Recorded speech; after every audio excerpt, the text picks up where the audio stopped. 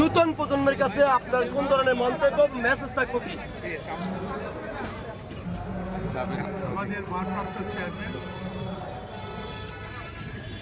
তারুণ্যের অহংকার দেশনেত্রী বেগম খালেদা জিয়ার উত্তরসূরি, শহীদ রাষ্ট্রপতি জিয়ার উত্তরসূরি, দেশের আগামী দিনের রাষ্ট্রনায়ক তারেক রহমানের যে ৩১ দফা কর্মসূচি, এই ৩১ দফা কর্মসূচির মাধ্যমে এই দেশকে দেশের সর্বক্ষেত্রে পরিবর্তন এনে এই দেশকে স্বনির্ভর বাংলাদেশ হিসেবে গড়ে তোলাই আমাদের নেতা তারেক রহমানের উদ্দেশ্য।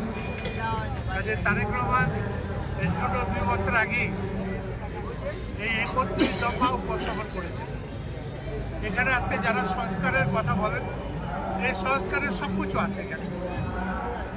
এই দেশকে উন্নয়ন করবে, জাতিকে উন্নয়ন করবে, এই দেশের মানুষের সার্বিক উন্নয়নের জন্য গণতন্ত্র, সংবিধান, স্বাস্থ্য, সমস্ত প্রশাসন সব কিছু এর মধ্যে নিবৃহীত আছে। তারেক রহমানের